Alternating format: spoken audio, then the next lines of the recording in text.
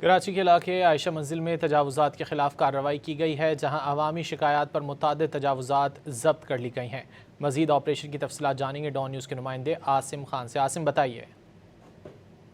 یہ امیر کراچی مرتضی وہاب اور metropolitan commissioner ابرار جعفری کی ہدایت پر گلبرگ ڈویژن نے ایک بڑی کارروائی کی ہے۔ عائشہ منزل بلاک 7 اور بلاک 14 میں تجاوزات کے خلاف بڑا آپریشن کیا گیا ہے، جہاں سے متعدد ٹھیلے پتھارے اور کیبن ضبط کر کے ٹریفک کی روانی کو بحال بنایا گیا ہے۔ آپریشن ڈائریکٹر اینٹی انکروچمنٹ شیر علی کی نگرانی میں کیا گیا، جبکہ گلبرگ کا اسٹاف بھی اس آپریشن میں موجود تھا۔